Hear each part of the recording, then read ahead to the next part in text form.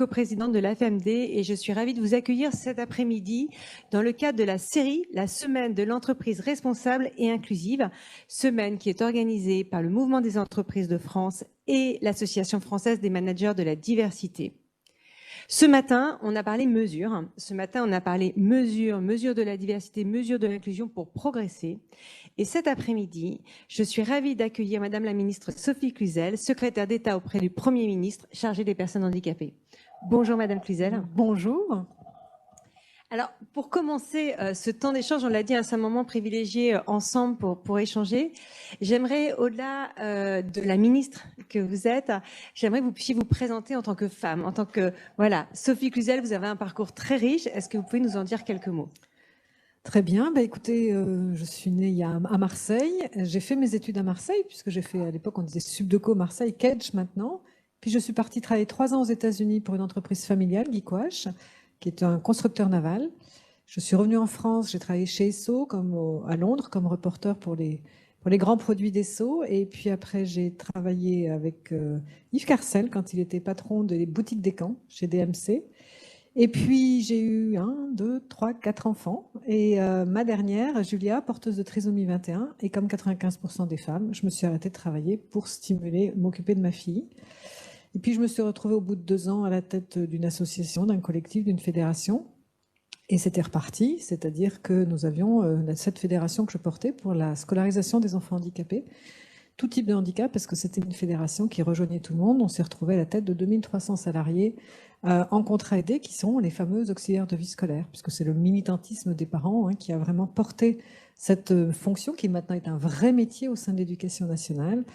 Donc, 20 et quelques années de militantisme associatif, une rencontre comme je faisais chaque année pendant, je dirais, les élections présidentielles, une rencontre avec le candidat Emmanuel Macron, qui m'a dit, bingo, on saute de l'autre côté du miroir pour mettre en œuvre cette politique que vous portez, qui est une vraie politique, en fait, de pleine participation des personnes handicapées dans la société.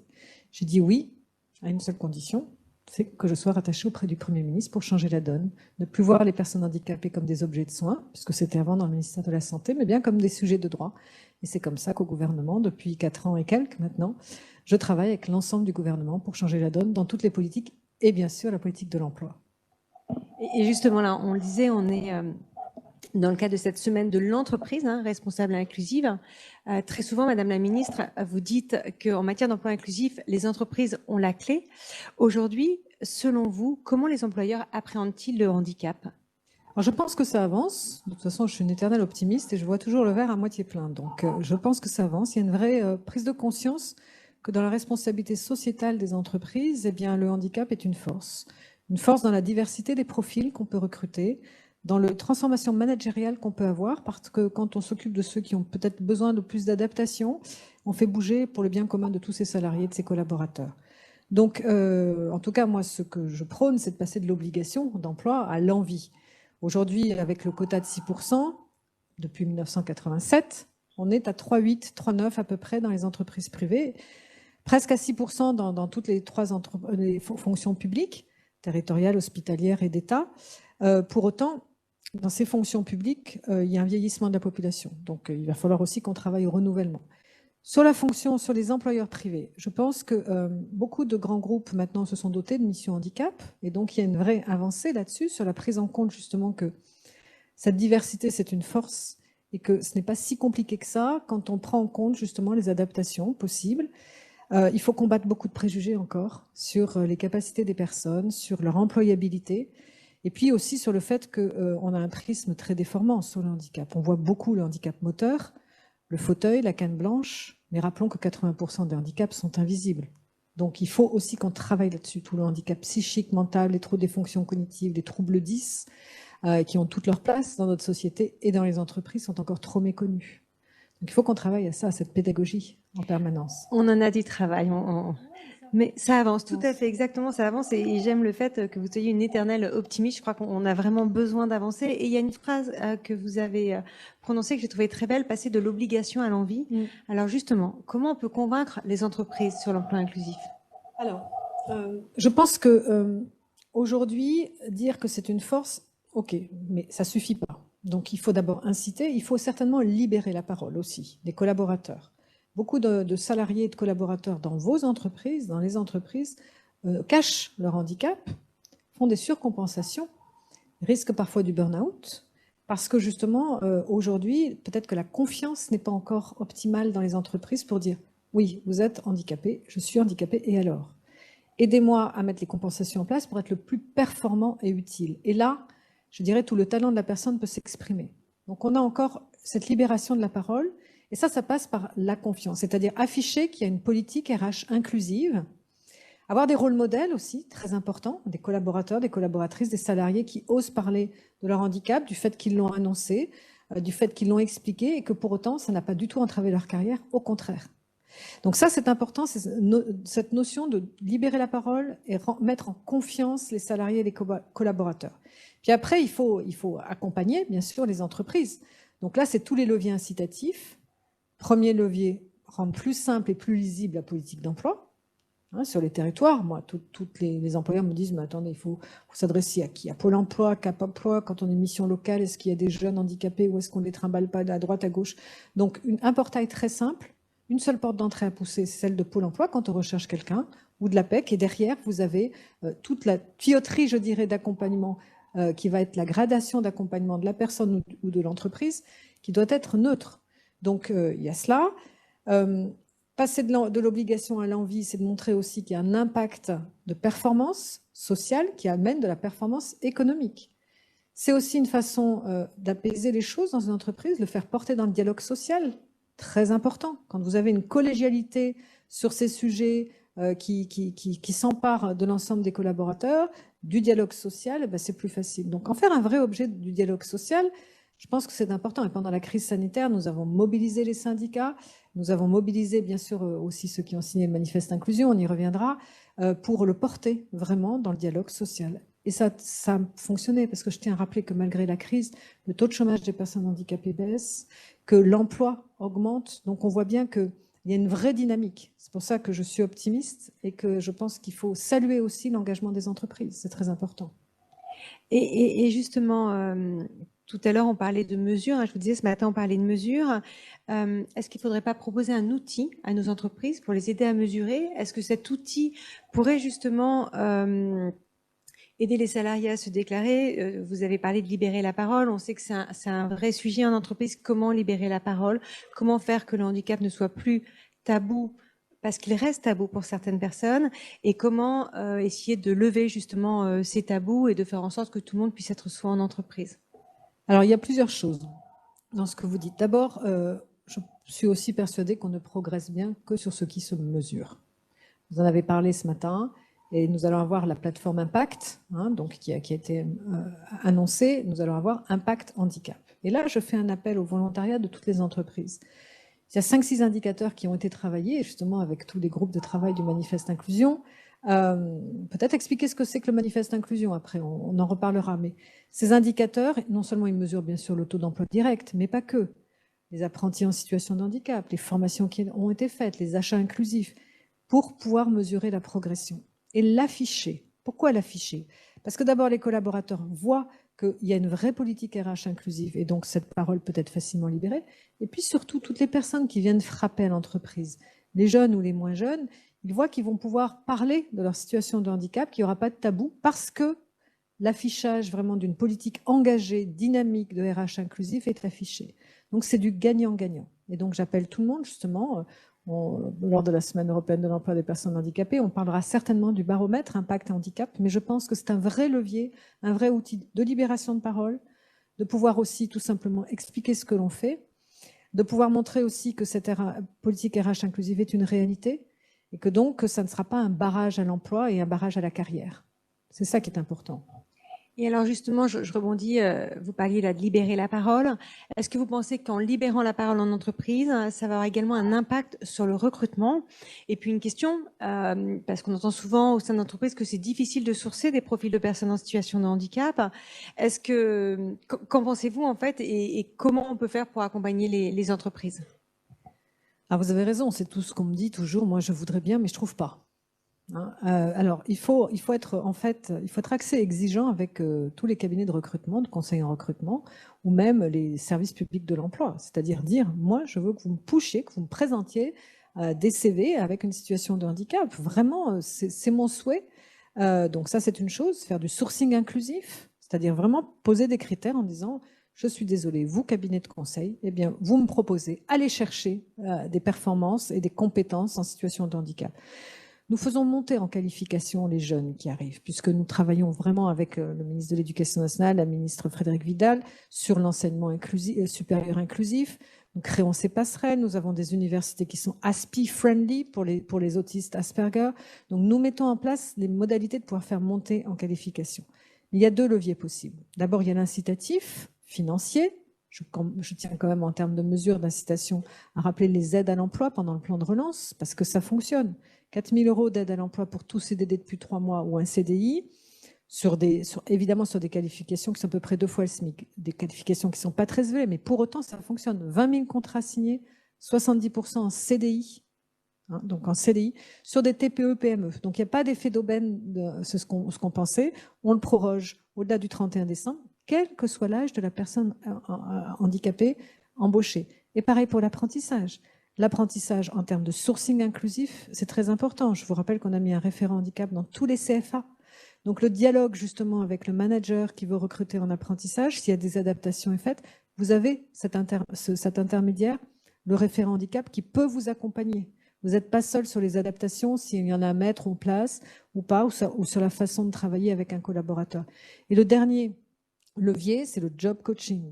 Pour faire du sourcing inclusif, nous mettons en place du job coaching, c'est-à-dire ce sont des plateformes de dispositifs d'emploi accompagnés sur des handicaps compliqués parfois pour l'entreprise, qui sont des handicaps invisibles comme le handicap psychique ou les troubles des fonctions cognitives, où parfois on comprend mal les interactions possibles entre le salarié et ses collègues, où il peut y avoir des variations de performance au travail parce que ça fait partie du handicap psychique.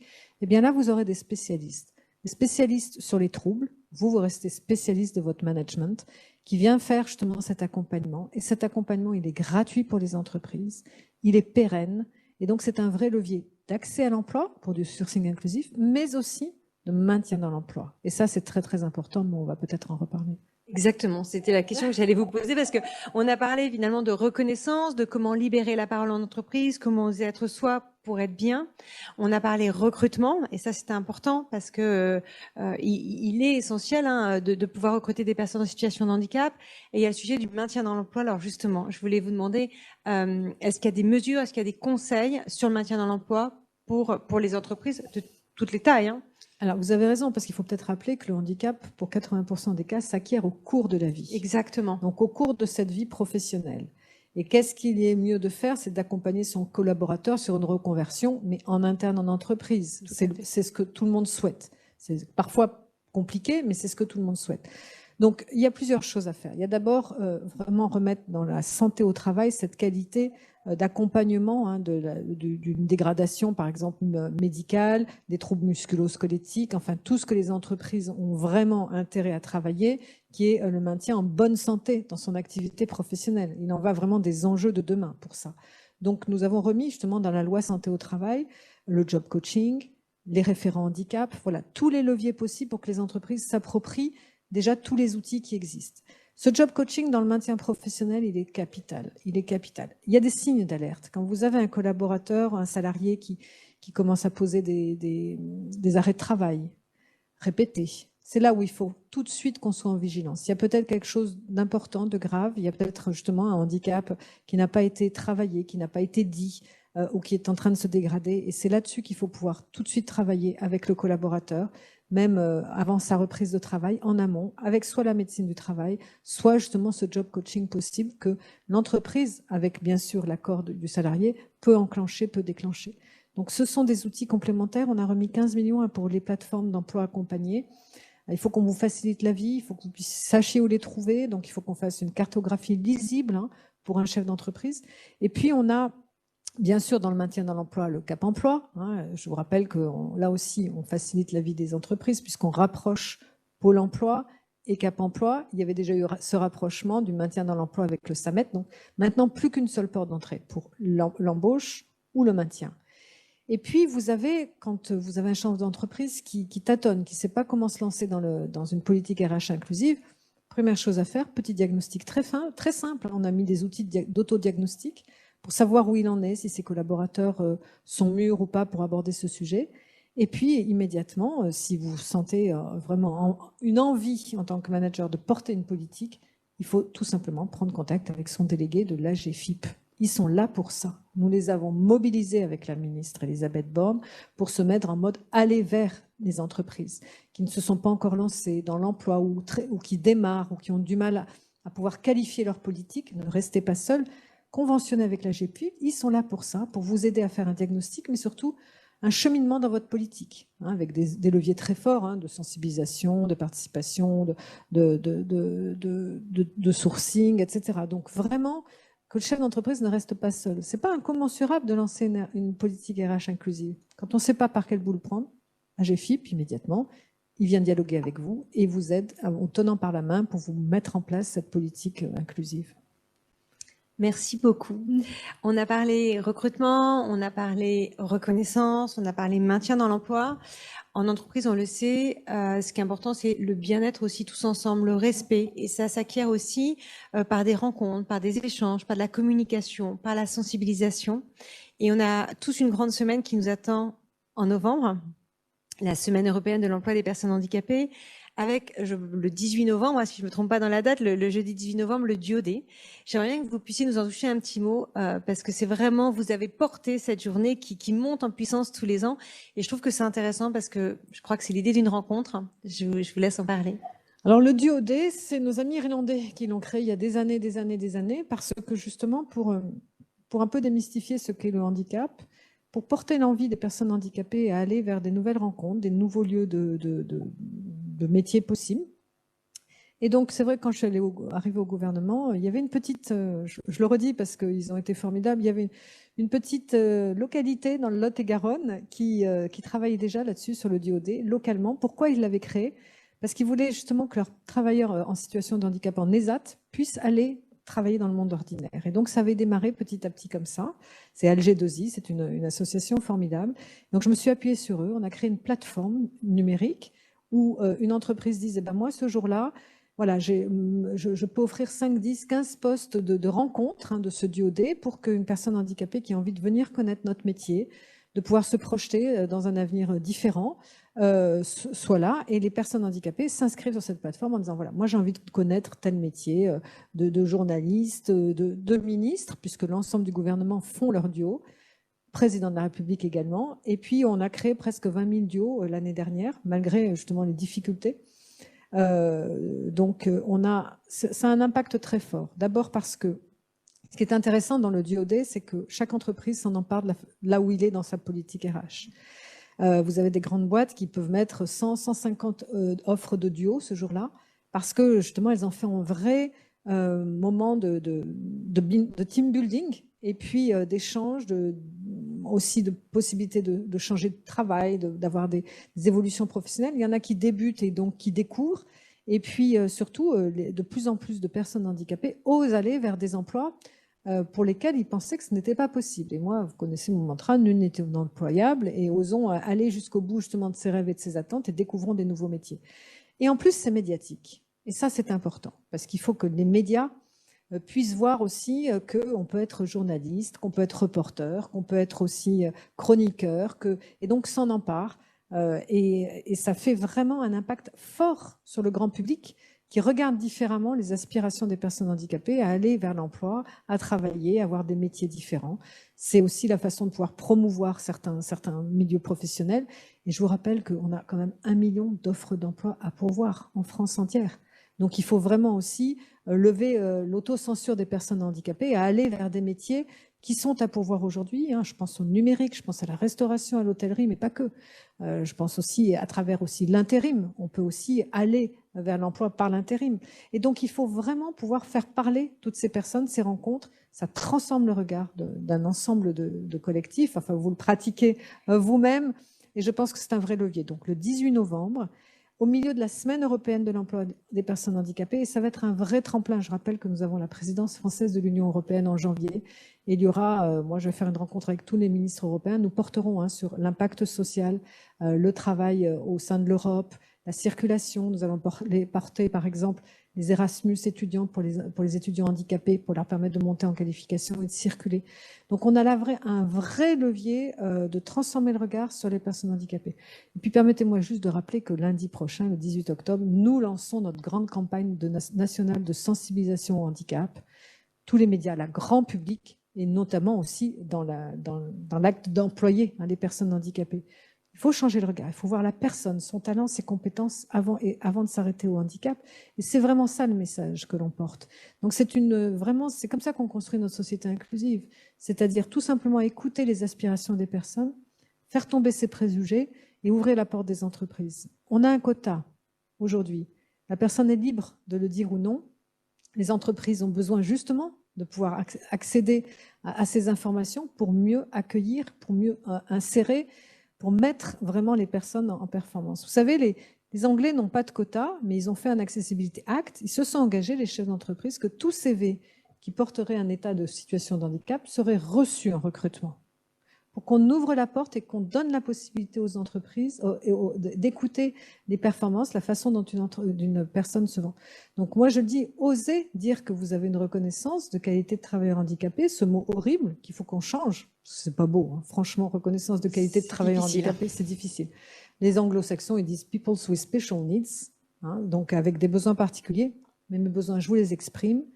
On peut travailler ensemble sur les adaptations à faire pour que je sois de façon optimale, performant, productif, et puis surtout, il en va de la qualité au travail. Donc c'est un impact pour tous les collaborateurs qui est important.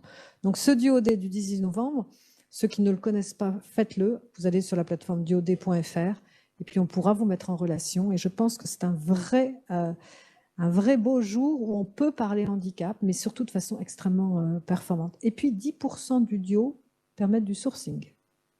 C'est énorme. Voilà, c'est énorme et ça répond aussi aux difficultés de recrutement des entreprises actuellement. Exactement. Recrutement, reconnaissance, comment libérer la parole, comment oser être soi, oser donner sa reconnaissance en entreprise. Merci beaucoup, Madame la Ministre, d'avoir accepté notre invitation et d'être parmi nous cet après-midi à la semaine de l'entreprise responsable et inclusive. C'est un vrai plaisir pour nous de vous avoir à nos côtés. Est-ce qu'il y a quelque chose que vous souhaitiez rajouter avant de conclure ce moment ? Juste dire que quand c'est moi qui le dis que ça fonctionne, ça peut être entendu, mais quand ce sont les entreprises qui parlent aux entreprises, c'est beaucoup plus fort. C'est pour ça que le manifeste inclusion est une vraie force de travail, c'est-à-dire que les entreprises se parlent entre elles. Au-delà d'un cercle d'entreprises, c'est une façon aussi de porter un engagement sociétal, d'accompagner celles qui ne sont pas encore au bord du chemin. Et je pense que c'est ça, la force de l'entreprise, c'est ces réseaux que vous créez qui sont si importants pour pouvoir travailler sur des sujets aussi importants que ceux de l'emploi inclusif, d'une entreprise tout simplement qui se sert et qui s'enrichit de la diversité. Voilà. Donc allez-y, osez l'emploi inclusif. Merci beaucoup. Et vous avez bien raison, c'est aussi pour ça que la FMD, le